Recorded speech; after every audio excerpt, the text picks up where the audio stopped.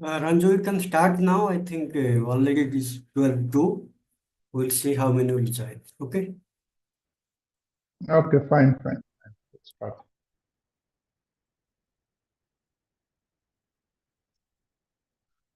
Hi, good morning. I don't know how many of you are there, only few of us. So today we will start with freedom struggle movement. In this unit, this is unit number 61 of MDI 006. We will explore a couple of things which will be of importance to you all. But I need you people to be more interactive on all these things. When we teach, let us be interactive. Otherwise, what will happen is that I'll keep saying, and I won't know whether you had understand anything or not. We'll start with social movements. What is social movement? Is there anyone around who can explain to me in their own words? No need to go to your unit or refer anything from the web or anything. By your own knowledge, can anyone tell me that what is social movement or how is it being formed? Anything? Is there anyone who can tell me?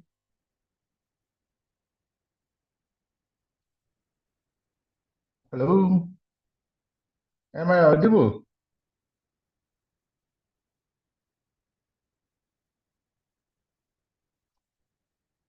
Hello?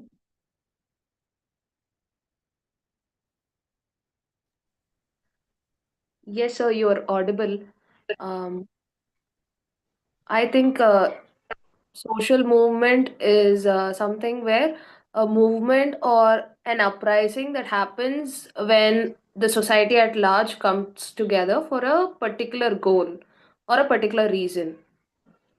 Perfect. So you mean to say that it will be an organized effort of a group of people, right? Yes, sir. Yes, sir.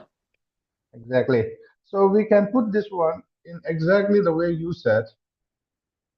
Social movements are often collective, which means it is organized effort by a group of people to promote or resist a change in society where we live.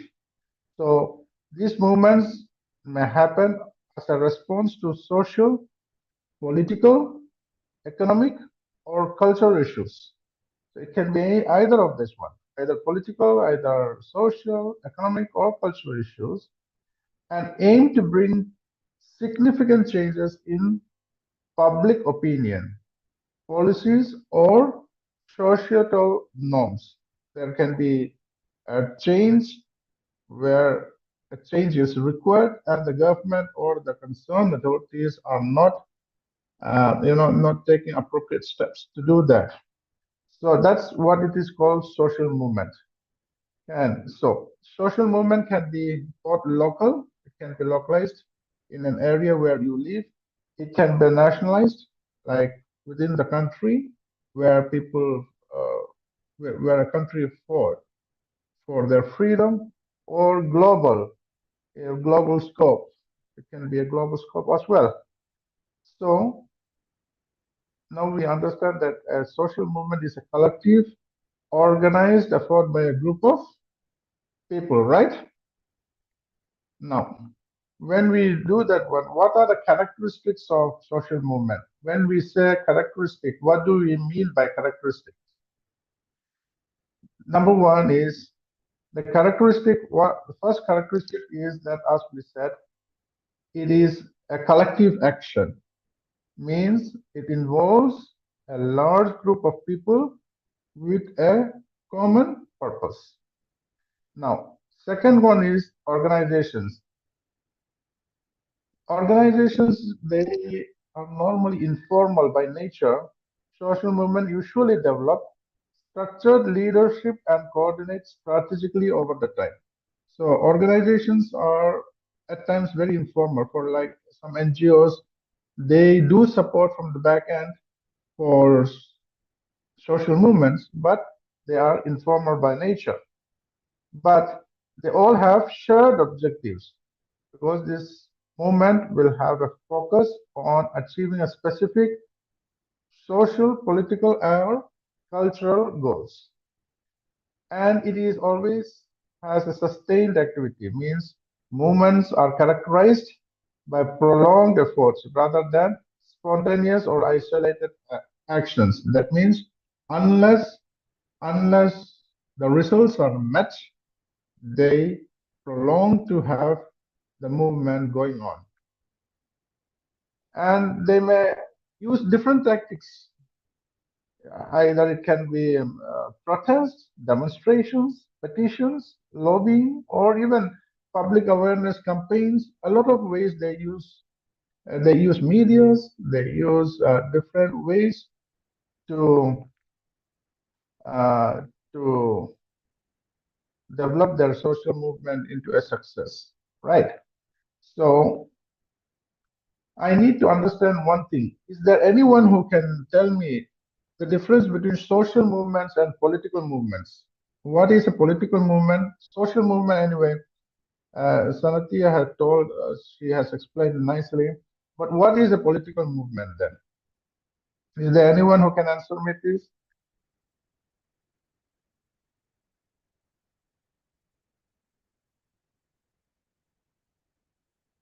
Or is there anything called what is the difference between political movement and social movements? Come on, someone has to open up yourself, right?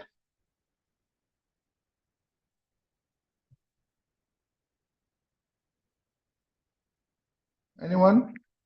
Anyway, let me tell you, political movements are organized efforts. They are organized efforts, same like social movements, by a group of individuals, but they work together for a specific political goal.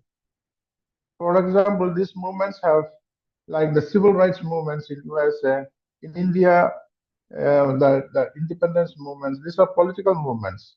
So social movements can become political movements. So we have to understand the difference between political movements and social movements. So political movements are organized efforts by a group of individuals who work together to achieve specific political goals. So what are the histories of social movements?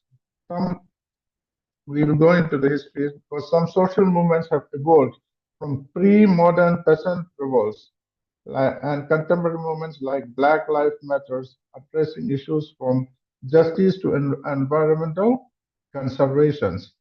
So social movements has been there from a long period of time.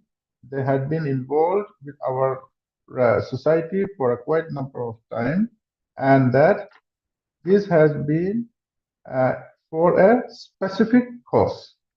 For example, in the pre-modern movements, there was something called medieval Europe. In medieval Europe, there was something called peasant revolts, earlier social movements, peasants and chefs revolting against the against the feudal lords due to oppressive conditions such as high taxes and forced labors. Then that time there was a peasant revolt in medieval Europe. Similarly, there was a religious movement like Reformation led by Martin Luther.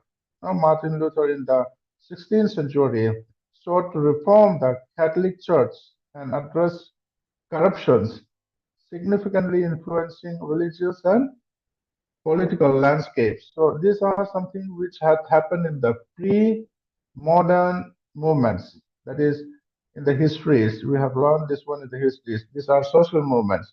Also, in the 18th and 19th centuries, there were some Enlightenment era, that is in the 17th, 18th century, inspired movement advocating for liberty, equality, and fraternity. Then there was the American Revolution and the French Revolutions. These are some key examples. Also, there is an abolitionist movement. I don't know how many of you know about this one. It was focused on ending slavery. This movement gained momentum in 18th and 19th centuries, leading to significant changes like abolition of slavery in the British Empire and then in the United States. It became it become a big movement. We have studied all these things in the past. Also, in the 20th century, when we come back, we have civil rights movements. These are some social movements focused on ending racial segregations and discriminations, particularly in US, achieving significant legal victories like civil civil rights, etc. Also, there are labor movements. There are environmental movements, and there are also some contemporary movements like in the 21st century, the LGBTQ plus rights movement seeking rights and societal acceptance of LGBT youth. Black Lives Matters, ending the emerged in 2010 to address systematic racism and police brutality against Black people, so on and so forth. So these are some social movements that have happened in the past as well as in the present. Now, formation of political movements. Some movements can evolve into political movements when they transition to seeking changes in political systems, often formalizing their structure to push for specific political goals. Which means, for example, there are certain social movements that came up in the countries, not only in India, in different countries, that at last took a political turn, which means that the laws of the country where the social movement started has to be reformed and preserved for the future use of, I mean, to be preserved in such a way that in the future the people or the nation has taken corrective measures on what they were fighting for. Some notable political movements include civil rights movements in USA and Indian independence movement and contemporary movements like climate justice movement. All those things are there. Whereas, what is the significance of social movements? This is the main thing which we have to understand. What, how, and what is the significance of social movements? Anyone can tell me any one or two reasons why, what is the significance of a social movement? We are studying about social movements, so there should be a significance of having such movements, right? So what is the significance of such movements? Is there anyone who can tell me, please?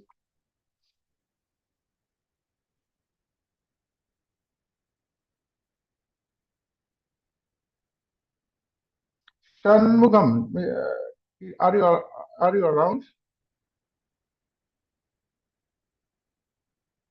Hello, Mr. Shanmugam, are you around?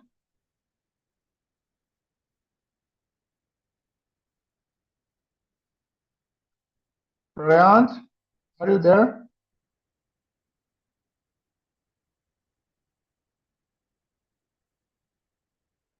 Yes, Anatya, carry on. I think Shantia also raising hand, and whoever is raising hand can make it, nothing that we are perfect in our, Yeah, discussion. We have to share.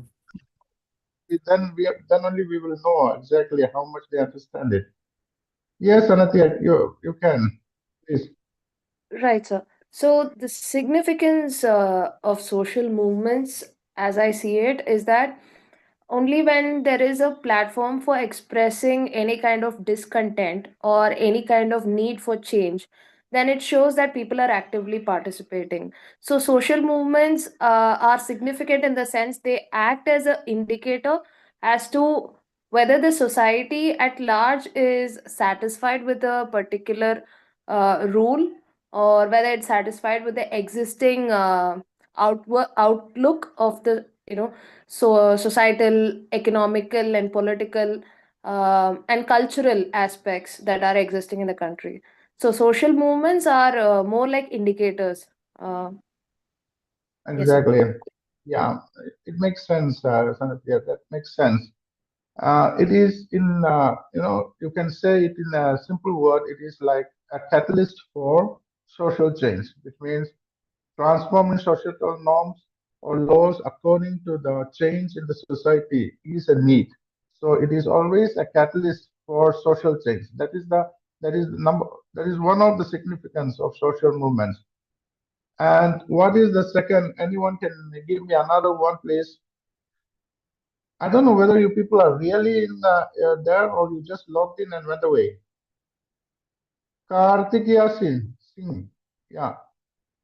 Can you tell me something? Whatever you feel, you can tell me.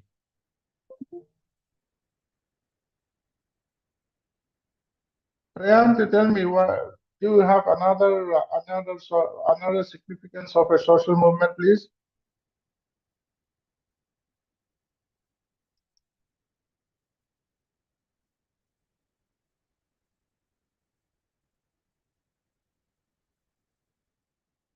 I seriously don't understand why you people are not opening up. There is nothing wrong. Whatever you feel, you can say. You think, no, what will be the significance of social movements? It is already we have explained what it is, right? Anyone can say it? Sir, if I may. Yeah, please do. So social movements are overall a very important part, a very important, they have a very important role to play in democratic societies.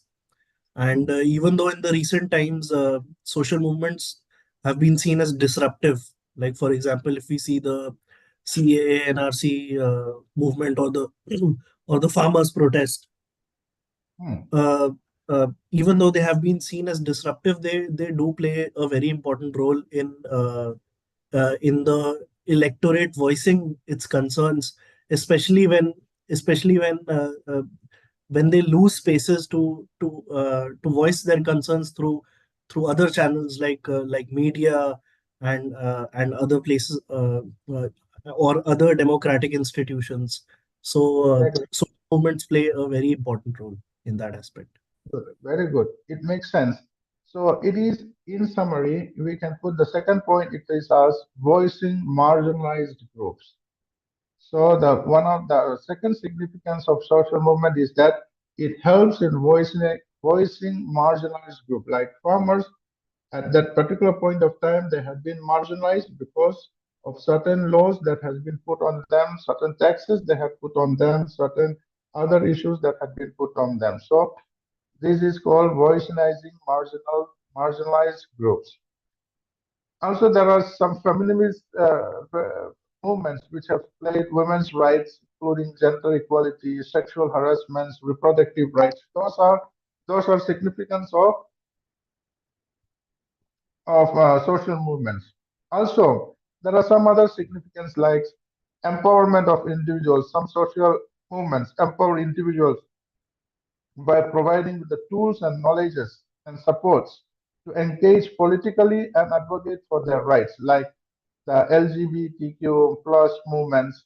Also, they are one of the significance of social movement is the challenging injustice. When there is an injustice being portrayed, it can be challenged, and there are some, that what happened in South Africa, the anti-apartheid movement was just challenging, which led to a big movement in leading by it was led by Nelson Mandela at that time. So those are the significance of uh, social movement. Also, there are some more like influencing policies and legislations, raising public awareness. These are things like for raising public awareness. Like one of the example of it is the climatic change movement that has brought a global attention to environments about regarding global warming. So this is something like raising public awareness. Then there is also building social solidarities like labor movements. They bring in social solidarities, also advancing human rights. like the women's suffrage movement or gender equality movements. They bring in advancing human rights. Also, it shapes national and global politics. Like if you go into the Middle East, there was a movement called the Arab Spring movement, which led to major political changes in the countries like Tunisia, Egypt, and Libya. You know, Tunisia, Egypt, and Libya. So those kind of changes that are therein are significant. Also, there are some promoting innovations and new ideas. You know, like the tech and digital movement, which led to the creation of new formation of communications, activisms, and social networkings, etc. So these are some of the important things that has that are significant to understand from political movements. Also, there are elements of the social changes. Like social movement typically has four basic elements that are essential for formation and success. We'll come to that one. Before that, I need to go to the next one to understand how many of them know about diaspora's involvement. What is the role of diaspora in such things? You know, role of diaspora in independence movement, influence of diaspora in contemporary politics, mobilization of mobilization support by diaspora. Diaspora plays a very important role in social movements. And again, I have to come back to you people and ask, is there anyone who can give me an example of a diaspora getting involved in social movements within India or in any part of the world? Anyone knows it? If you don't know, it's fine. But is there you do have an idea of how diaspora plays an important role in social movement? Is there anyone who can tell me, please? Sir, if I may. Yeah, please. Yeah, so recently I read a very interesting article, even though it's a little bit of a controversial topic, but I guess as academics we should delve into everything. So I Oh, was reading an article about the Punjab secessionist movement, the Khalistan movement, and okay. the role which the Punjabi diaspora has played in keeping that movement alive for almost 100 years. So I read that even during the freedom struggle, like before the freedom struggle during the 1920s, uh, a lot of Sikh actors were collecting money from diaspora who had already settled in the US and Canada, to fund their movement, to fund the freedom movements over here. And even after we had gotten our freedom, there were some certain stray elements which continued those connections and continued to keep the demand of having a separate sovereign state for Sikhs Okay. in India. So I think diaspora has played an important role over there. Exactly. You're right. You're right. Thank you. Is there anyone else who can say something about diaspora? Anyone?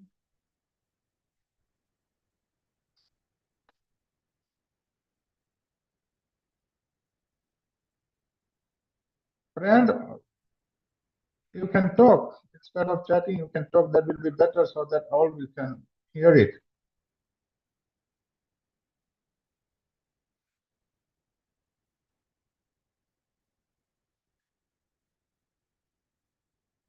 Okay. Your mic is not working fine. It's right.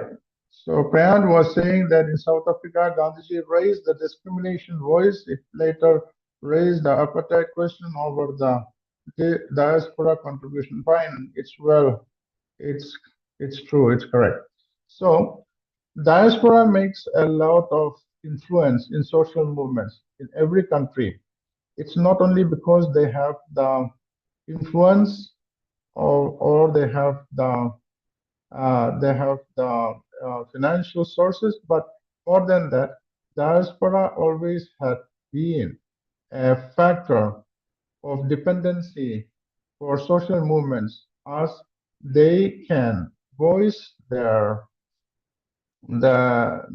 needs from a different country in a much more more what to say stronger way than being in the country where social movements happen.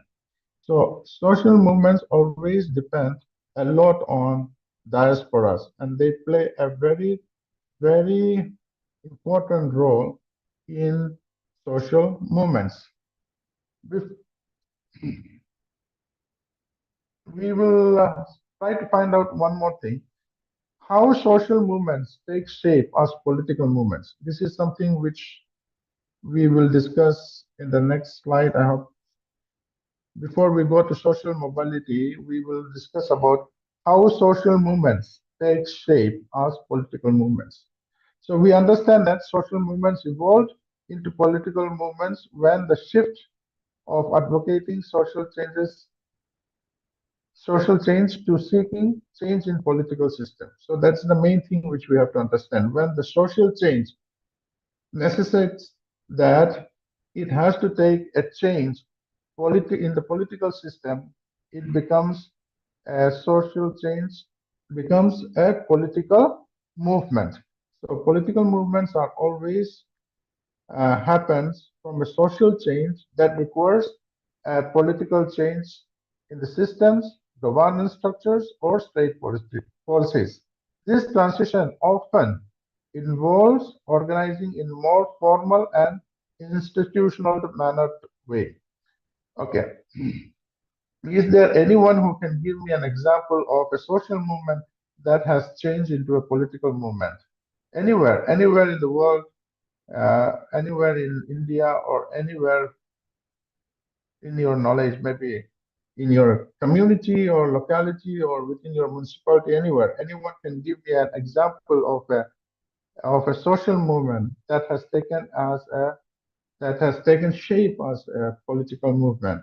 Anyone? So what if we look at the India against corruption movement, which happened, which was spearheaded earlier by Anna Hazare, Kiran Bedi, Arvind Kejriwal, and later it became a political movement with the formulation of the Aam Aadmi Party. Well, this is a little bit tricky, but then, yeah, to an extent, it is true. But here, the thing is, their movement was against the corruption, which led to the formation of a national party. However, was there any political reforms that had happened within the Constitution of India or any rules that had came up because of that particular movement? That's more important. Yeah, yeah. You got it, no? Because see, uh, there was a social movement started with Anna Hazare, then it took a political shape, right? And then from that political shape, a political organization or uh, uh, a party was formed, right? That till then it's fine. However, the party was framed to fight against the corruption. But did that particular movement brought in any kind of political change in the sense that there was a change in the existing system, or was a new corruption law came in? I don't think nothing of that sort came in, right? Uh, however, that there has been a lot of discussions on changes in the laws and all. But yes, to an extent, you can say that it's a political movement, but not exactly as the definition we have here. So yeah, to an extent, we can say it is a political movement. And also, see, there are certain civil rights movement in US. Uh, those things and this formation of political parties or alliances like the Indian National Congress becoming a social movement focused on Indian nationalism and later become a political party, and that has fought for the freedom of the country. So it is a political movement. Or some environmental movements like involved in political campaigns advocating in environmental policies like the Paris Agreement or on climate, etc. These are some examples which we can always depend upon. I mean, which we can. Also, there is a globalization of political movements like the Tibet independence movement, which got a global support. It is a political movement. So also, uh, like the Black Lives Matter movement, I don't know how many of you know that this is the criminal justice reform and policy changes which happened in US. All these are a kind of social movements that had took a political shape, the political movement shape. Now, for this, there can be there are some key drivers, uh, for these social movements. What are those key drivers according to you people? Anyone knows any of the key drivers for these political movements or the social movements? Like I can tell you one thing: it's the political opportunity, open political system that allow new idea can facilitate transformation. That is one of the key drivers for political change. I mean, social change movements to become a political movement. And also, there are some leadership qualities. Some strong leaders help navigate political processes. Some resources, access to funding, media, and legal support enhances to political influences. Okay. Now, since we have understood two things, there is social movement and political movements. Let us try to differentiate between both of them. Number one, what will be the first differentiation of social movements? What is a social movement? If we think about what we have studied till now, we will see that social movements focus on social change, such as rights, justice, equality, and cultural transformations. Whereas political change can be such a change that altering the government policies, laws, and power structures. Right. In same way, can you give me another differentiation between social and political movements? Any one of you? Because we have already explained a couple of political movements and social movements. So I have given you one example of social movements and the differences between social movement and political movement. Can anyone give another difference? Anything? So, just to check my understanding here, can we say that social movements are a subset of political movements, and not every social movement leads to political movement? Is that a right understanding? Yes, it is very right. Political Okay. movement starts from a social movement. It's very true. It's right. However, that's exactly the goal. Where is the goal? That's the most important thing. Right. Is the goal to social movement, or the goal is to a political movement? That is the main important thing. So what you said is correct. Anyone else is there to give a similar differentiation? I also I have have another. I Yes. have just a query. The first part of it, I think, is not correct. So it cannot be that social movement can be a subset of political movement. It can be vice Well, versa also. political movement cannot become social. Fine. Can you give me an explanation for your argument, please? A social movement is sometimes they become sort of all encompassing movements. They touch economy, they touch politics, they touch customs, they touch everything encompassing all fields around. But political movements are sometimes limited to only, say, shifting from one system to another system of politics. Fine. So that's your argument. Now you tell me one thing. we are not talking about politics. We are talking about political movement here. Tell me one political movement that has started as a political movement and not as a social movement. You can give me an example. When we see Indian freedom movement, so it was mainly a political movement. When did it become a political movement? When did it become a political movement? Hello? But if you see Raja Ram Mohan Rai's movement, so that actually sowed seeds of political movement also. Fine. My question is, these are advanced stages of political movements, which you are saying. When did actually this freedom fight movement started? Was that a social movement or a political movement? The notion of freedom to India from British rule came as a social or a political? The very notion. When did Indian people feel that they need an independence from British rule? When did it start? Was that an independence movement first or a social movement? Definitely, there were contours of social movement also at the beginning, but social movement, I think, is because politics is subset of this society. It's not the superstructure. It is part of this societal forces. Yeah, I agree. I'll tell you something. Take things in a different way. Let us take things in a different way. Any social movement goes into the grassroots movements, grassroots mobilizations.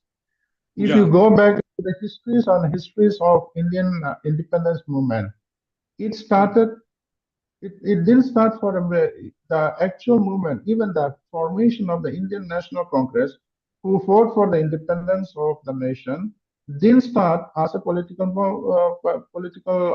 movement. It started as a social movement, as a grassroots level, where they started against the British rules, where the peasants were not taken care of. Those farmers' actions or those things started up as a social movement, which later took a political stand. So here, what she's trying to say is, if she used the word subset, which you really argue with, but then fine. To an extent, we can say that all political movements, the subset or the start of it can be a social movement, because unless the general public or in the grassroots level mobilization is not there, no political movements will really get success. A movement becomes politically success only if it is mobilized in the grassroots levels and the activisms at the social or community levels. So I also can cite Marxism in support of what I say. Marxism, if you just analyze it, it was just a societal understanding of economics. Then it ultimately resulted in political movement also. exactly,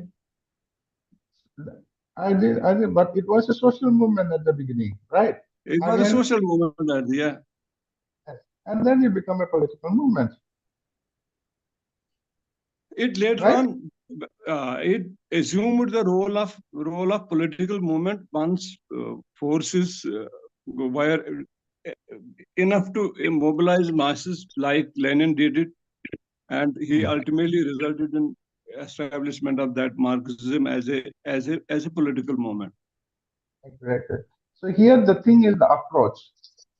The social movement often is with protest and advocacy and awareness campaigns. That is the approach they used to do in social movements. Whereas when it takes a political stand, where the diasporas get more involved, the diasporas get less involved with with social movements. They will be more involved with political movements because in political movements, they get involved on lobbying and policy advocacy and, a lot of things they can do. For example, uh, the US government, when they brought in a lot of restrictions for Indians having the H1B1 visas, the diaspora there had made a lot of lobbying, which made it easy for the Indians to get into the tech field and getting in H1B1 visas and all. So these are the places where the social and political movements differ. Also, the scope. This is very important. What is the scope of a social movement? A social movement can may be more concerned with societal issues like values, norms, and political and social practices, whereas in political systems, governance, policy formations, or changes in existing policies will be their main concerns. Also, the time frame. Social for so, many have long-term goals like changing societal attitudes over time, and these are some social movements. It takes a longer time, whereas in political, they have immediate political reforms or influencing government actions. So anyway, a government is there for 4 or 5 years. So within that period of time, those kind of changes they used to influence. Also, targeted audience. There are difference of targeted audience. General public, marginal community, or any group needing societal recognition are the people whom social movements target. Whereas when it becomes a political movement, then it becomes the government officials or policymakers or the political elites who control the political powers. They become the targeted audience. Now, we will discuss one more thing. Tell me, who can tell me why contemporary social movements, that's what we discussed right just now, are seen as a result of social psychological rush to modernization? This is a very important thing which I need to discuss. But before that, I want you people to know how much you know about it. The social movements, many of the social movements are seen as the result of a social psychological rush to modernization. What does it mean? Anyone can give me a quick answer on it. If you get a question, like in your exam, you are asked a question, why contemporary social movements are seen as the result of social psychological rush to modernization. Can anyone say no, or can anyone say yes, or can anyone give me a reason why it will be? It is. So I think it is the social movements today, contemporary social movements, are a result of the social psychological rush towards modernization because due to the growth in connectivity between the countries, I think the cross cultural impact has increased, thereby leading to the want for acceptance of demands of cultures of rights and representation of people has increased.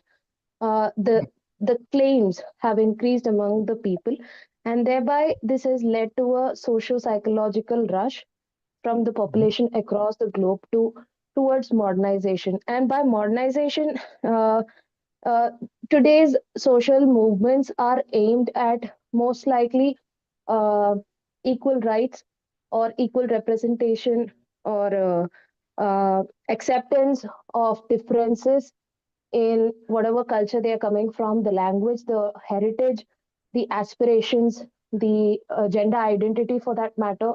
So today, the movements are a result of social psychological rush because of the cross-cultural influence and exposure to a wide variety of information historical documents are being accessed, and when we know that somebody in some other part of the world is getting the rights that we think we need, then it puts a question as to why are we not getting it. So Yes, that kind of acts like a catalyst. agreed. So, Yes. if having said that one, what do you think will be the anxiety over changes to the normal? For example, you are the one who is wanting a right that was given to your fellow beings in some other countries, and that you are fighting for it. Now, here it comes. What will be the anxiety over the change? Will how much you know that the change will bring in good to the particular country or the place where you are staying?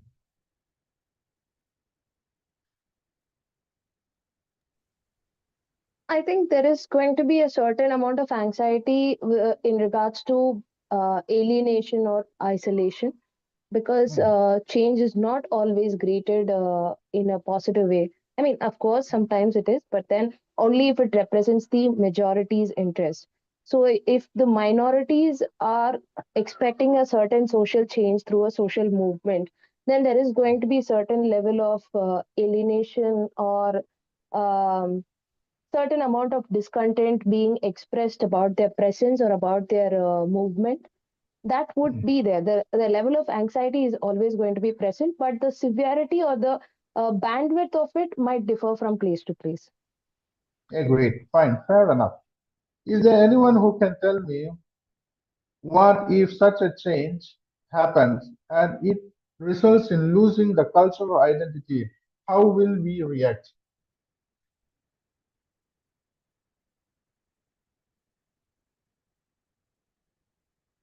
You are fighting for a change, and we agree that it is a social psychological rush to modernization, which we again agree that it's a need of the time.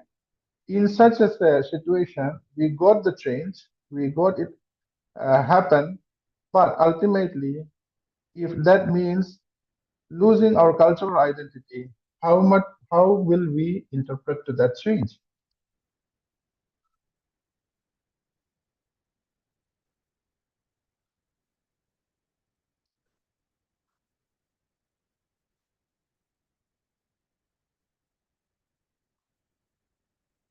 Is there anyone who can answer me, please?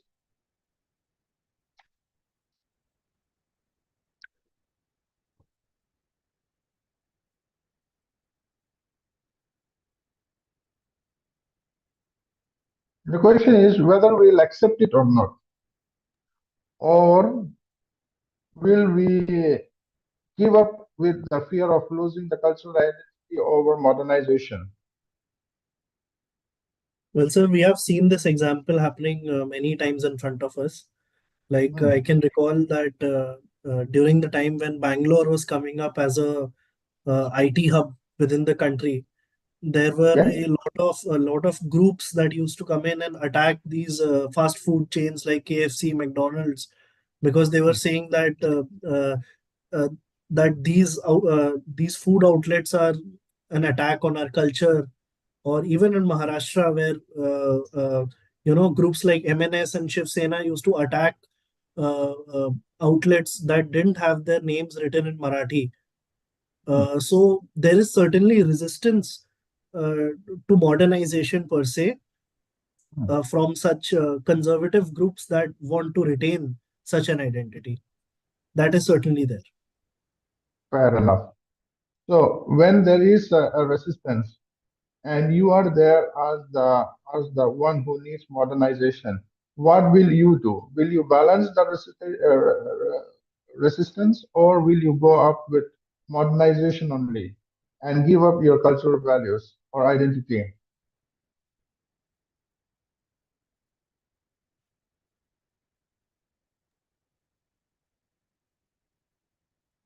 Well, I think, sir, modernization is truly the need of the hour. And if we have to conserve cultural things, then there are several ways uh, to conserve them as well. Like, for example, offering patronage to Hmm. artists uh, to uh, to uh, uh, uh, to custodians of the language and so on and so forth. There are several ways to take care of that and preserve culture. But I don't Hmm. think the right way to go about is destroying someone's shop or beating someone up. So, Exactly. yeah. Makes sense. Okay. So anyway, that And doesn't I make also sense. think that the reason that a social movement has, is arising because the culture does not offer us what we are aspiring for. So, in that sense, Okay. there is this balance that has to be met out, but not when the cultural norms are becoming stifling for certain groups of people. Then it becomes Can a you give question me of, can you give me an yeah, example, please? I'm sorry, interrupting you. Can you give me an example also? um, uh, sure, like, okay. So, in the case of, uh, okay, this is about the Devdasi system that was abolished. Hmm. So, if we are going to say that, I would like to preserve culture, then Hmm. maybe many of the women would have been still been trapped by that system. Okay. But then we chose to go with the go with the fact that we should recognize their rights, and it is nobody's entitled to such royal treatment where women from certain families or certain situations are going to be continuously put under this Devdasi system where their basic rights are being denied or they are being forced to live such a lifestyle.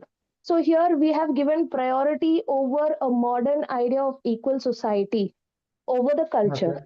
So, in this Okay. case, what I'm trying to highlight here is that when certain cultural practices are derogatory or Hmm. discriminative in that sense, I Okay. think going with modernization would not actually take away the culture from us.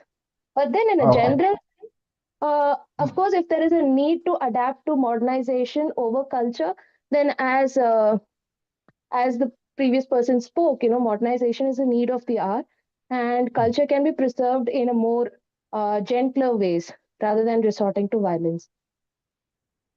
Agreed. Both of you have said a very good points, and this is exactly what you have to explain when such question comes in. Now, I have one more question. Having said all this, either of you or anyone from the group, can you tell me if I say modernization often leads to economic and social inequalities, will you say yes or no?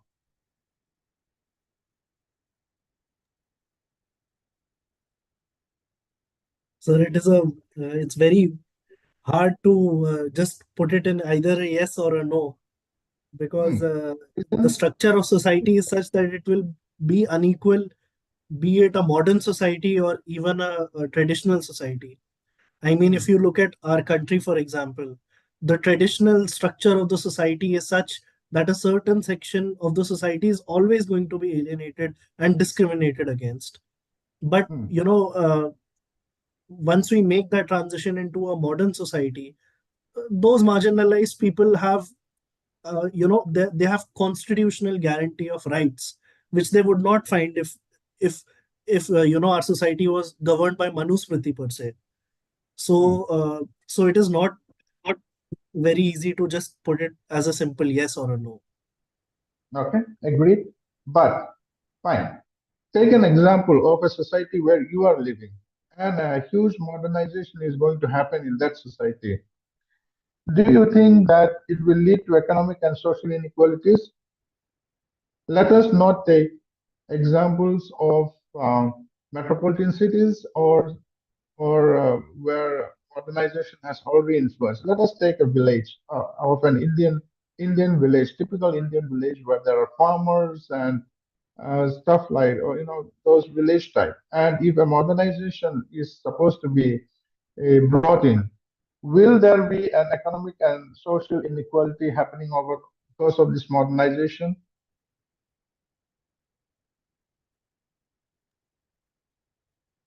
Of course, sir, I think inequality is always going to exist because, Okay. like, for example, if we take the Green Revolution, for example, Hmm.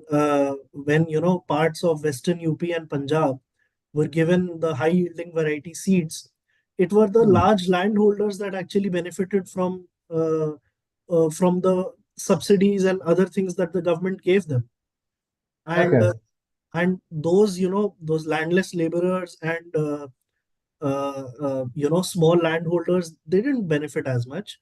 So the True. ones who were already on top ended up getting a greater share of the market rather Great. than those that did not have. So I think inequality is always going to persist, no matter what. Fine. I So I agree inequality. to this because we are not saying that by modernization we are going to bring everybody to an equal platform. From wherever they are in the socioeconomic strata, the person who's in the top and the person who's in the bottom are going to start from their exact positions. It's not like we Okay. establish a level playing field. So in Okay. that sense, I think inequalities would always exist. Agreed. So we came into the conclusion that contemporary social movements are seen as a result of a social psychological rush to modernization. Why? Because number one, there is an inequality and injustice in all modernization that happens. Agreed? Do you agree with this statement?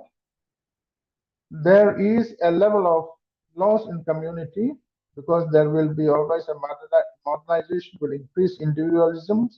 Traditional forms of community and social bonds may get weakened. May get weakened. There is an anxiety over change, and there is an increased empowerment. So modernization especially brings technology, especially through technology, provides individuals with new tools to organize and mobilize, fostering a sense of agency that drives social movements. And there will be a disruption of social structures.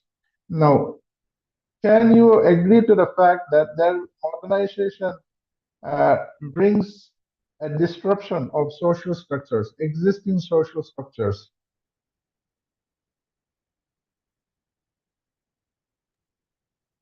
I think it does, sir, because modernization at least introduces a structure. I'm talking strictly in the context of the Indian society over here. Okay. Modernization introduces an opportunity for social, how do we say, social mobility. Like for example, someone who is a Dalit could could never imagine uh, uh, uh, being the owner of a proper business pre 1947. But Hmm. at least, uh, of course discrimination still exists till date, but that person will still have a chance uh, of being the owner of a business. So I think modernization does offer that fair chance. Hmm. Okay. Anyone else?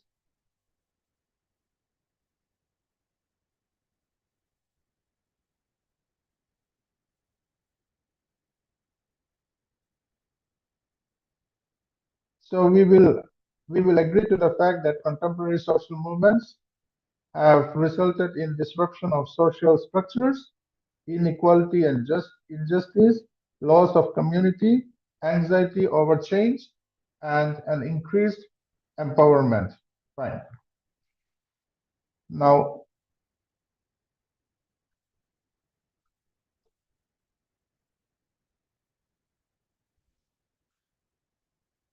what is the role of the state in social movements?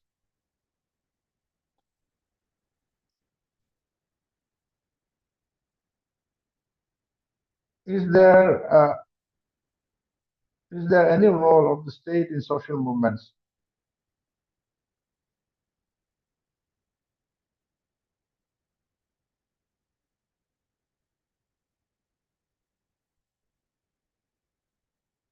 Anyone?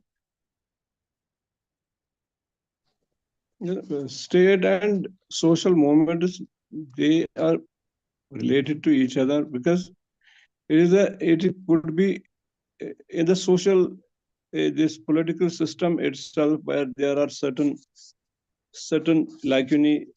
issues over which the society will they will organize themselves against that what that sort of Yeah, completely.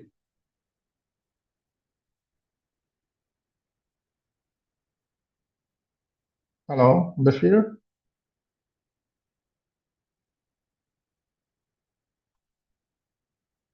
I hope I lost it. Anyone else?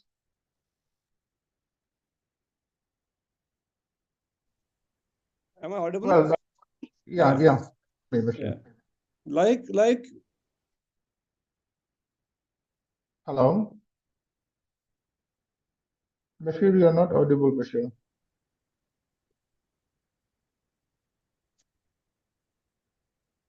Hello?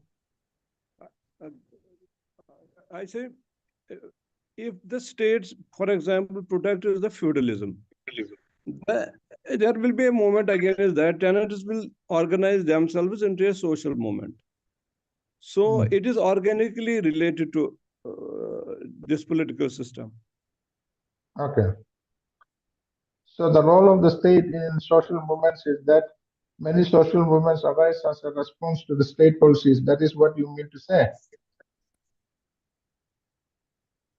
Pardon? Hello? I couldn't hear.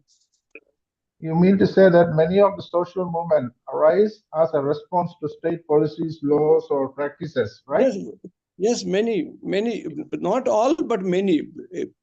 That is why we have legislation, we have legislature, we have laws, we have constitution. That is the purpose of having these institutions, though that social issues are addressed to. So Okay. if our political system does not actually reflect our social demands and needs, so that will lead to organization of people into various movements. Agree. If there is a question that comes in your exam, saying to you to explain that the state may be seen as an obstacle to social change, if you agree and if they ask you to explain it, what will be your main points for that? Will you please repeat this? I am not hearing it properly. I said, if there is a question coming in your exam asking the state may be seen as an obstacle to social change, explain if you agree to it or not. I am not getting it properly.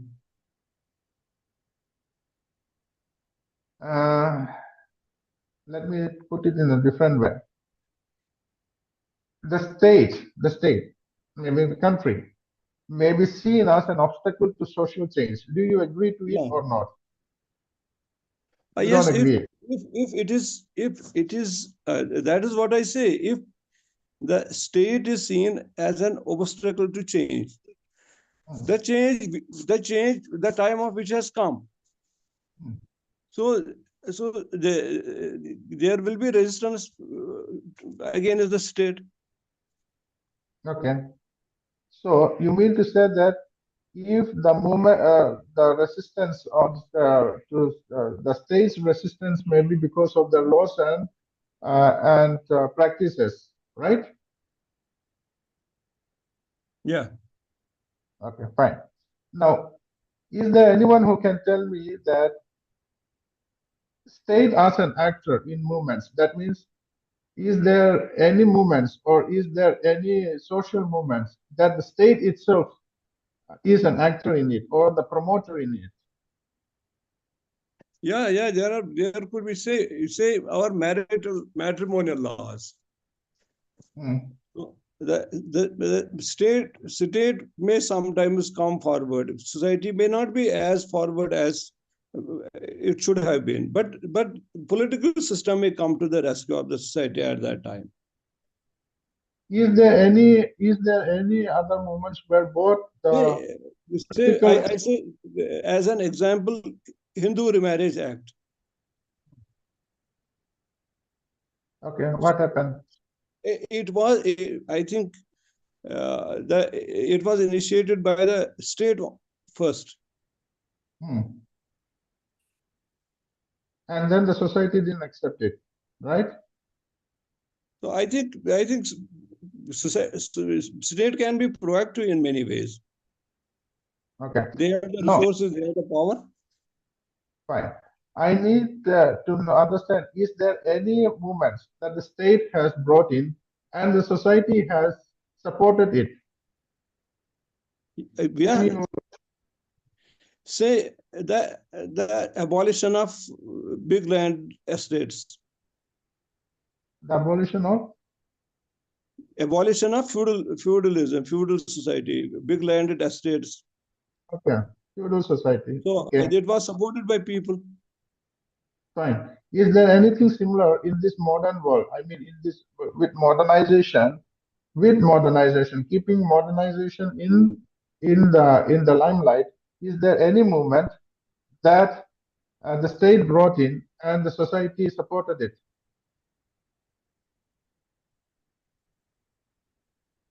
You look around your places or around your place where you live, and then you may understand it. Anyone, not only Bashir, anyone can answer it. A movement that it was brought in by the state and supported by all the societies, wherever it was brought in.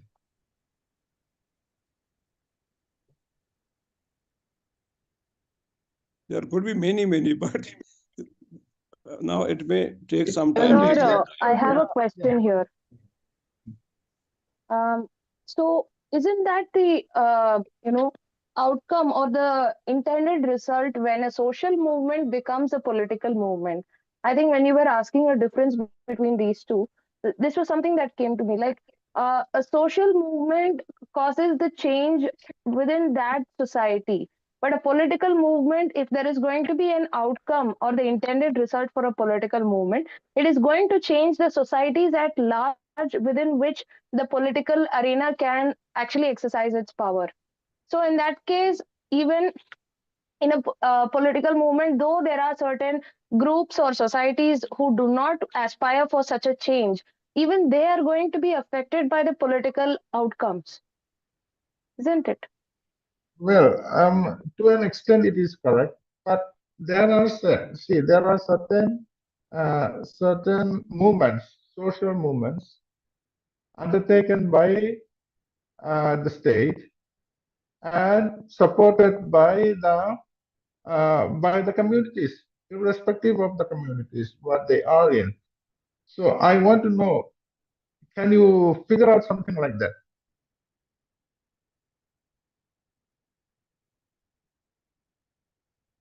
There are many, but just figure it out, something which you can think and figure it out, something. A movement taken up by the state and accepted by the society, all the society, without any problems, without any arguments, without any protest, without any hindrances, and they actively participated it. More than the state, they actively participated it. So can anyone figure out something in India? Nowhere else in India. Let us take it in India.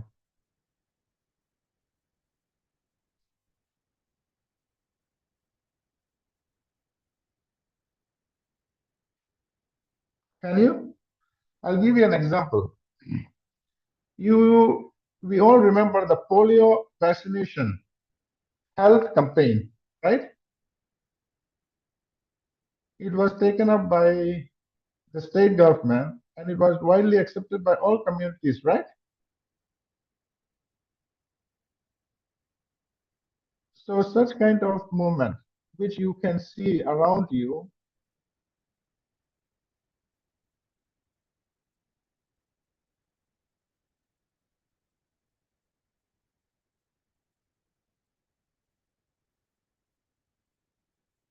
okay, we will figure it out later, don't worry. Now here, one more thing, the role of Indian diaspora in independence movement. We will go through this one very fast. In any independence movement in any country, whether it is India, South Africa, or wherever it is, there was a good number of diaspora involvement in that, which we need to know. During the pre-independence era in India, the Indian diaspora has played a significant role in the struggle for independence. So it is called the diaspora-led movements, like in South Africa, Fiji, Caribbean islands, and in some parts of Southeast Asia, These diasporas has played a significant role in their country for their independence movement from the British colonial rule. In India, the Indian National Congress and the diaspora. What is the link between Indian National Congress and the diaspora? If Indian National Congress was formed in 1885, it was instrumental in the Indian independence movement. Though it was based in India, the Indian National Congress, they had a strong hold of Indian diasporas abroad. Now, can anyone tell me what would have been the result of this stronghold of Indian diaspora abroad in the political movement? Why Indian National Congress had a strong relation with Indian diaspora, which helped in the political movement? How would they have helped in the political movement of leading to Indian independence?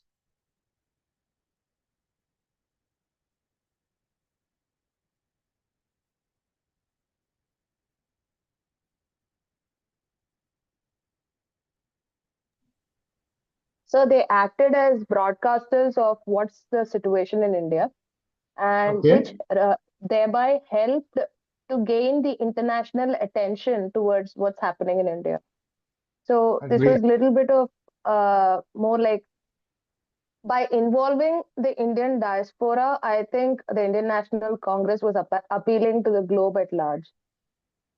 Okay. Who else knows about the Gandhar movement? What is Gandhar movement?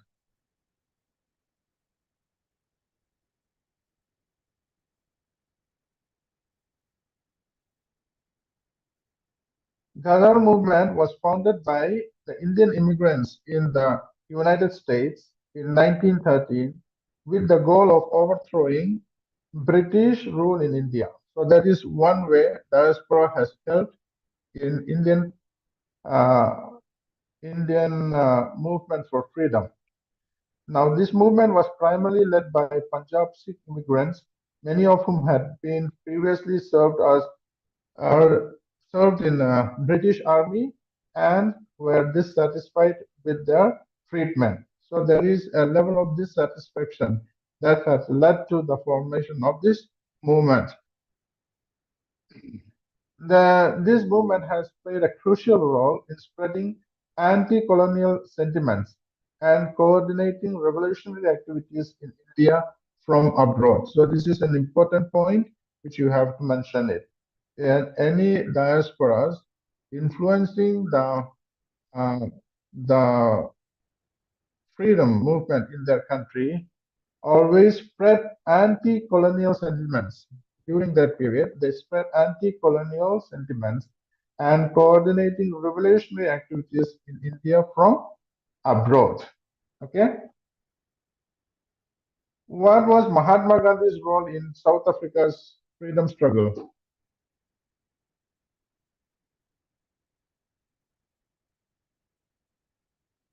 Can anyone please? What was Mahatma Gandhi's role? Mahatma Gandhi acted as a lawyer in South Africa and was pleading the cases of the freedom fighters there, organizing them. Hmm. So that was the experience which he gained there. Hmm. So what was his main role? What was the outcome of that? The outcome was one, it was a solidarity from India with the people of South Africa. Another was that he was instrumental in sort of organizing the people there, and Okay. The Indian that community. later on evolved into a full-fledged movement. Okay. So It we can broadened, put broadened the base of this. He actually participated in so many these those sort of procession, sort of these protests, etc. And in fact, was quite involved in where the situation was very precarious at some moments. Fine. So by doing that, what was the way of his struggle for freedom, which became a very famous in everywhere in the world? What was it called? Non-violence, non-violence, Non-violence. Non-violence? Non-violence. satyagraha. Exactly. Satyagraha campaigns. That led to what is called Satyagraha campaign, right? Was organized to challenge these laws, and the South African struggle became an important part of a larger Indian nationalist movement, showcasing the effectiveness of non-violent resistance. So he was the first person who has come into a social movement, who brought in a kind of a social movement that was non-resistant, which is called satyagraha. So that is something which we have to remember. Now we'll come into social mobility. What do you understand by social mobility? What is social mobility? Can anyone give me an example of social mobility, or what you know about social mobility? Social mobility is, I think it is upward movement. Upward movement. Okay. Anyone else? Probably there is another word for it, probably coined by Mr. Srinivas, Sanskritization. Come again, come again. Probably there is another word for it. I am not sure. Coined by Srinivas, M. Srinivas. What we know as Sanskritization. Okay, fine. Anyone else?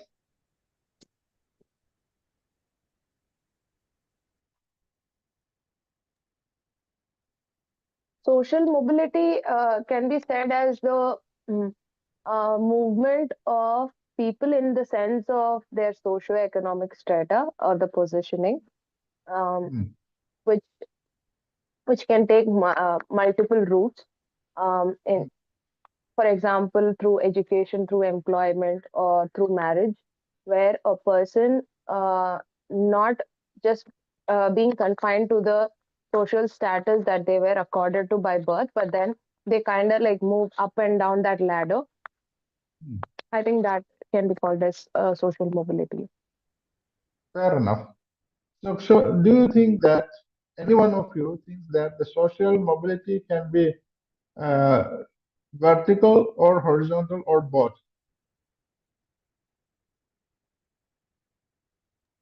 I think it is vertical, upward vertical. Any good reason to support your answer? The answer is that the people at the lower level, especially not those only, but especially those, they improve their economic and social status and move up the ladder. Okay. Okay, It is fine. not horizontal. It is not horizontal. The way social mobility would, in the normal sense, convey. It's not horizontal. It is vertical, upward. Okay. Why it will not be horizontal, or when will horizontal mobility start happening? Because horizontal mobility will say, if we just take example of lower classes, so-called lower classes. So the horizontal mobility will not add anything in their lives. It is only the vertical mobility. Okay, agreed. Only vertical mobility will bring in change in their life. Yeah. Does it mean that horizontal mobility doesn't exist in the society? Horizontal mobility is in the common parlance. When we say social mobility, that would include in common parlance and common language, that will include all sort of mobility, not only vertical mobility horizontal also. But in this context, when we say social mobility, we speak of the mobility which is upward. Okay. Now tell me one thing. I agree with you. When you say mobility, social mobility, you mean a vertical upward mobility, which means a change in the status of your well-being from the one which it was now to what it is being in the next level. Okay, fine. I'll give you an example and tell me what is it, whether it is vertical or horizontal. I am having a job. I am earning 1 lakh Indian rupees per month. And on one fine morning, I found myself that the company is closing down. And then I have to shift my job to another company which offers me the same status, same salary. What is that mobility to me? Horizontal or vertical? Horizontal, horizontal, horizontal. That is horizontal, right? It's not vertical. Horizontal mobility, yeah. Okay, great. It is horizontal mobility. So now you understand what is vertical mobility and horizontal mobility, right?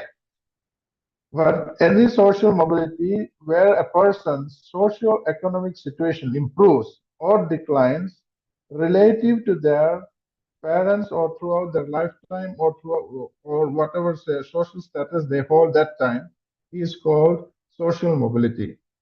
When it can be vertical, moving upward, it can be horizontal.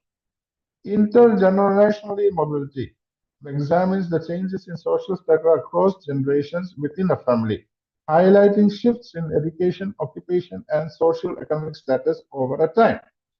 Now, this is something which I don't know whether you understand or not. It is called intergenerational mobility. What does it mean? Actually, what do you understand by the word intergenerational mobility? Given the fact this is a mobility that has been traced from, say, 3 to 4, uh, maybe like in a simple way, maybe from your grandfather's period till today. So, in that case, what do you think, as in the general public in India, what will be the generational mobility, whether it will be vertical or horizontal?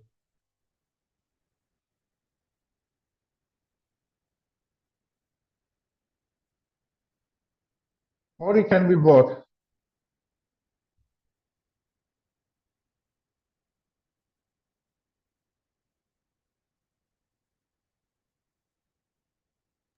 Will you please repeat it? Intergener. Are you hearing me? Hello, am I audible? Yeah. Kindly repeat it. Yeah. It's intergenerational mobility, which is of generations ahead. For example, if you take the mobility of your own family, starting from your grandfather till now, that is 2 or 3 generations now, how do you rate it? But is it vertical or horizontal or both? Sometimes horizontal, sometimes vertical. It could be both. It could be both. Yeah. Okay. If it is both, let us put it in the question like if it is both, what would you think was the reason for being both? Is it modernization or is it the ill effects of modernization? I say it could be both. Say at my grandfather's level, we were living in a mud hut. Say. Okay. Example. It's an example. Yeah. At my father's level, we had a concrete house. So at my level, again, we have not, our status has not changed from my father's this time. So we are living in the same house or the similar house, and our economic and other status is same. So at the first level, grandfather to father level, it is vertical, and at father to my level, it is horizontal. So it can be both vertical and horizontal, right? Exactly. Everyone agrees to that one? Yes. Yeah. Now we will find out what are the factors influencing mobility. Number one is education. Number two, economic opportunities. Number three, social policies. These are the three major things influencing mobility. The, as Bashir said, when during his grandfather's time, the education or the places where we can get schools and better education was less. Now you will get better education everywhere. Everywhere you move around, you can see a lot of schools. You can get a lot of educations. Modernization has brought in what? Economic opportunities. There are a lot of economic opportunities because of modernization, because there are a lot of industries that came up, a lot of new jobs that has came up, and there are a lot of vacancies, availabilities of jobs and avenues where you can venture out yourself to get your daily bread. And social policies, because of certain policies, certain movements, social movements, there have been a lot of policy changes within the country. The impact of social mobility, economic development. Social mobility has brought in economic developments, social cohesions, and individual empowerment. Look, these are the impacts of social mobility in the same time as we said before. This also states to one thing that it is because of a rush of modernization. So during a rush of modernization, we always know that we have discussed it earlier also that there is an inequality and injustice happening in the society, which has been overrun because of certain economic developments, which was the need of the hour. Now we will go into social movements and political impact. Social movements shaping politics. Influence of political reforms. What is the influence of politics? According to you, any one of you can tell me one example of a political reform, influence of political reforms out of social movement.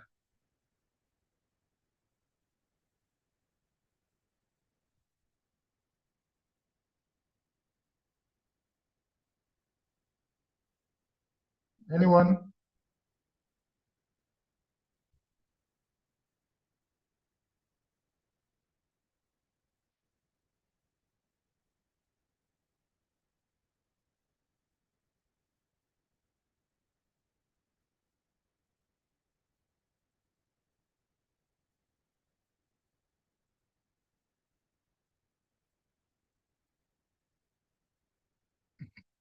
Influence of political reforms. Social movements can drive significant policy reforms, pressuring governments to enact laws and regulate that and then reflect the movement demands, leading to societal transformations. Also, there are effective leadership roles in social movement is crucial for articulating goals, mobilizing supports, and stagnating actions to achieve political influences and policy changes. Like Anna Hazare, he is an example of a role of leadership. International solidarities. Social movements often gain strength from international solidarities with global supports, like global organizations, UN supporting social changes like climate change, Indian diaspora supporting some changes within the government related to related to IT rules or related to migrant rules. Those are international solidarities. Transition into political movements. This we have already discussed. Again, I will tell you that a social movement may turn up into a political movement when structuring for political goals. If the goals becomes too structured for political goals and forming alliance, political movements may often form alliance with existing political parties or organizations to amplify their influences and achieve their goals within the established political system, which means, for example, in India, there are certain movements led by Indian Congress and other parties, joining hands together against certain reforms that had brought in by BJP government. Those are political movements forming alliances. These are some of the civil rights movements. Civil rights movement in the United States, Indian independence movement, and the environmental movement advocates for sustainable policies. These are some examples of it. Now we'll go to another section called diaspora and global influence.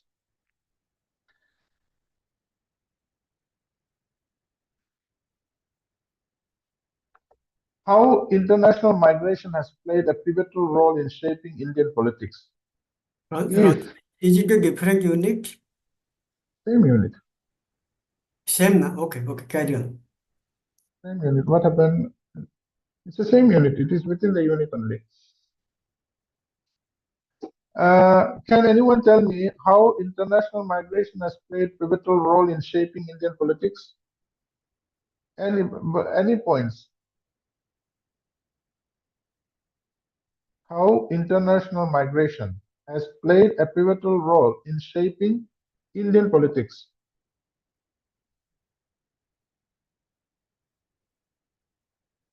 Bashir, are you there? I'm just trying to recollect, but yeah, it's good. See, even Cynthia, what about the others? They are quite silent. Why? What happened? They are quite silent. Are they? So try to find out, Bashir. See what answer you can have. How international migration has played a pivotal role in shaping Indian politics. Right now, only one example comes to my mind, and that is from Pakistan right now. That is the jailed Imran Khan relies upon the migrants to other countries for just influencing the government of Pakistan's decisions in his favor. Okay. So you mean to say? Think. Sorry. Tell me, thank you. So, international migration has played a pivotal role in India's politics in the sense that ever since our independence is considered, foreign policy has been a key domain to shed our focus upon, because even before independence, we got independence, there has always been Indian diaspora out India, in the parts of the country, in the parts of the world. So after that, this migration has only kept increasing. So again, when we speak of political decisions in India, we have to keep in mind the international migration, because whatever policy, whatever stand that we take as a country, it is going to leave a certain amount of impact on the Indians who are living outside the country. It is going to affect the diaspora. So that is the reason why the government has been, the Ministry of Foreign Affairs has been taking a lot of initiatives. For example, constructing, like supporting the other countries with infrastructure, supporting the other countries in promotion of their culture, collaborating with other nations to promote our Indian heritage and culture. So all of these initiatives kind of point towards the importance of the migrants, the diasporic population in other countries when it comes to Indian politics. And also, for example, the recent election that passed by the vote bank, again, it has influenced, for example, Howdy Modi campaign that happened in USA, that actually influenced the vote bank of US elections. So all these kinds of exchanges are very, very important for India to maintain and sustain its relationship with other countries. So I think that is why that is where international migration is playing a very pivotal role when it comes to Indian politics. Fair enough. It's true. That's the main thing. So they get Indian diaspora get involved in the trade and investments, and in the remittance, in the entrepreneurships. Also, Indian diaspora abroad, they play a pivotal role in shaping the Indian politics. Uh, One more thing is that the transnational network of political ideas. Indian diaspora always bring together like-minded individuals advocating for political reforms, democracies, and human rights.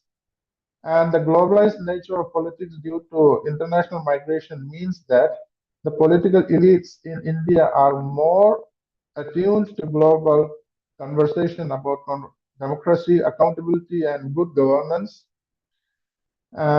Also, promotion of India's democratic durability and stability through elite exit, mitigating political conflicts. Those are things which are of importance. Also, a reduction of personal interest over national interest, uh, facilitating policy reforms, creation of transnational political class. All these are the influence of migration that has played in Indian politics. Uh, Now we go to the next slide. Cultural diplomacy. Cultural diplomacy. What is cultural diplomacy all about? Promoting Indian culture in abroad. The Indian diaspora actively promotes Indian culture abroad through festivals and cultural events and educational programs. Media and entertainment. Indian media and entertainment, including Bollywoods, are played everywhere, including Gulf countries. Language and literature. So these are the cultural diplomacies that they bring in, and the political engagements like lobbying and advocacy, diaspora organizations, electoral politics. These are things which they engage in. Uh, can I ask you one question, which came to my mind, and it could be a positively good question for your exams. How Indian diaspora is regarded as a soft power in Indian foreign policy strategy. How Indian diaspora is regarded as a soft power in India's foreign policy strategy. Yeah, there are many instances we can quote about it. Hmm. Can you tell me, before we go into the depth of it, can you tell me what is soft power? Soft power is other than the military hard power. It is culture. It is the civilization. It is the image of the country in terms of its culture. It is people. It is civilization. It is economy. So in other countries, that is the soft power. And Okay. also now the diaspora is another addition to the soft power, where people from one country they can influence the politics and decision making in other country. So as my fellow student just cited an example of Avdi Modi. So these are this is a soft power. Hmm. And diaspora is very important component of soft power now. Okay, agreed. Anyone else? Soft power is more hegemonical in nature rather than just using brute force or coercion to gain wider acceptance or to gain wider participation in the political decision. So, soft power actually aims to appeal to the likings of the people or their beliefs. The belief system of the people is tapped into when we speak about this soft power. So, uh, again, soft power of Indian diaspora is becoming very evident because, for example, in the recent uh, times, though it leads to brain drain for India, still there is a lot of people who are going out of India for pursuing education or for looking for better opportunities, better standard of living, which is then giving us a kind of a influential hand when it comes to determining that country's policies because our population is becoming more significant in numbers. So even if Indian diaspora is going to constitute 1% of the total population of some country, then it is going to add more value when you go to that negotiation table for determining the bilateral relations. For example, the case of Canada, where the student population, the Indian student population from 2015 to 2023 has increased from mere 15% of the total international migrant students to 40.3% in 2023. So which is like a huge chunk of population, and Right. that is why the change in power itself is going into a very complex dynamics, that if the person who is going to step up next is going to change the policy, is going to become more non-liberal in terms of allowing international students to come into their country, then it is obviously going to affect a lot of equations between that are already established and well maintained between India and Canada. So I think this is one good example of how the soft power of Indian diaspora can influence the foreign policies and also the bilateral relations and global politics for that matter. Agreed. Very good. Also, it brings in cultural diplomacy and promotion of Indian heritage, right? It also brings in diplomatic influences and advocacies. So those things which you people explain, and plus diaspora as a bridge for public diplomacy between India and countries where they reside is also an important factor of how soft power really influences the foreign policies of other countries. Now we'll go to the last part. It's the NGOs and diaspora.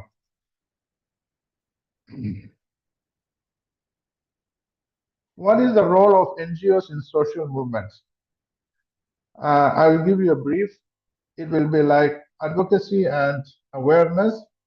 NGOs raises awareness about critical social, political, and environmental issues, mobilizing public opinions and advocating for change on behalf of marginalized communities. And the next one will be like policy advocacies.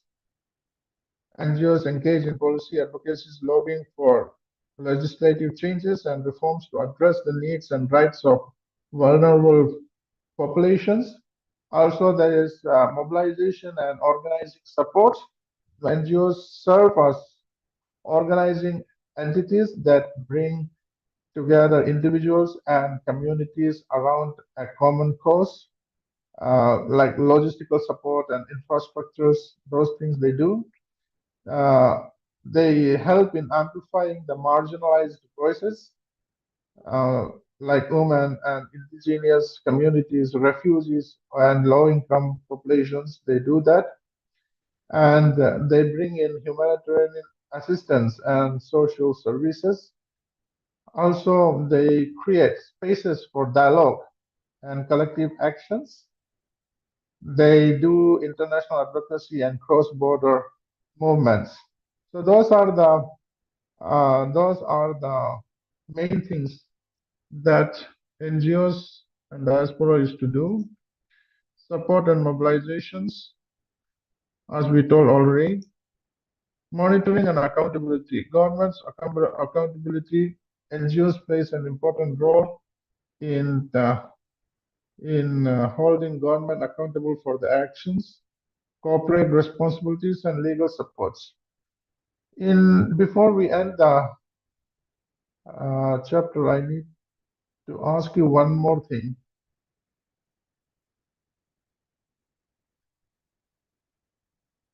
Do you think that without a diaspora actor in a social movement, will the social movement will be successful? Will a social movement be successful if there is no diaspora involvement? Yes, it is not a precondition. Not at all. I But say yes, it can be successful because diaspora involvement is not a precondition. right, agreed. But let us assume that diaspora is not involved in it. For example, it's a political movement, not a social movement. Let us put it as a political movement.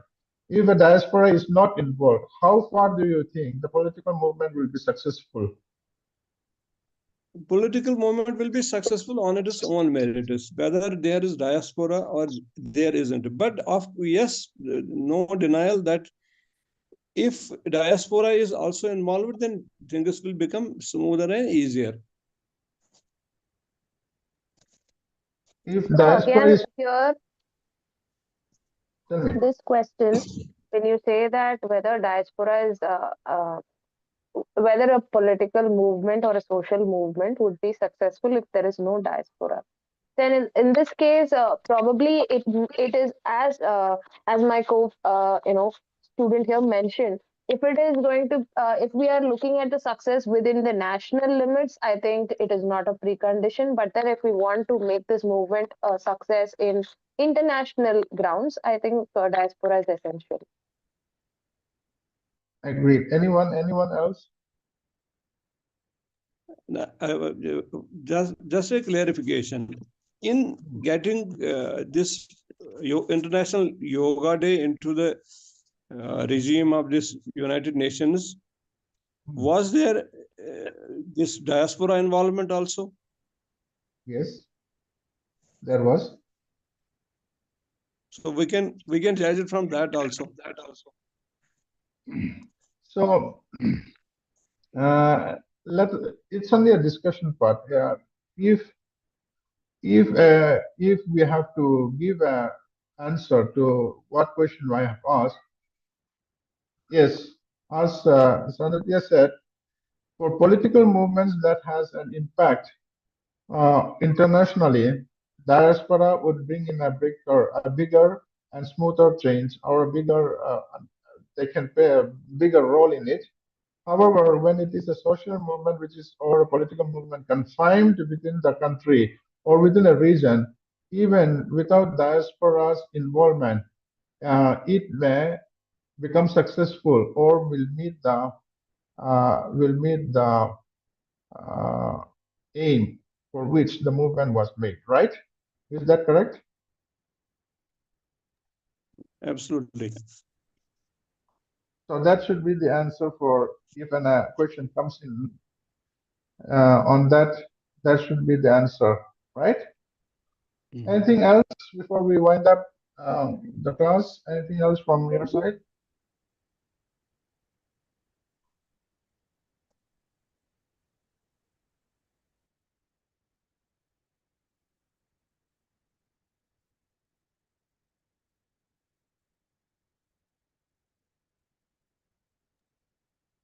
So would you be able to share some case studies on this topic later? Uh, on which topic? On the The one which entire presentation, like on the various topics that we touched upon, like social movement, social mobility, and the questions that you have raised, how it impacts policies. So if I there will can share. be a little more about case studies. Yes, I will definitely do that. Just send a mail on this email ID so that I can have. I'm sharing my email ID. You can just put your what you want exactly, the email ID, and I'll share you the case studies. Is that fine? Anyone, whoever wanted. Yes, sir. Okay. Thank you. Thank you Yes, sir. for. Thank you. Thank you. We'll have the next session after. Dr. Saddam, you are around, right? Thank you.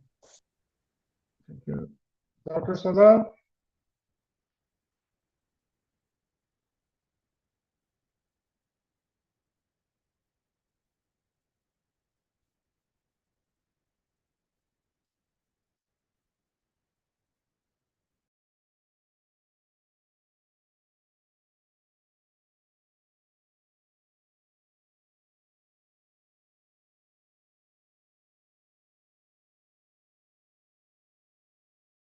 Good.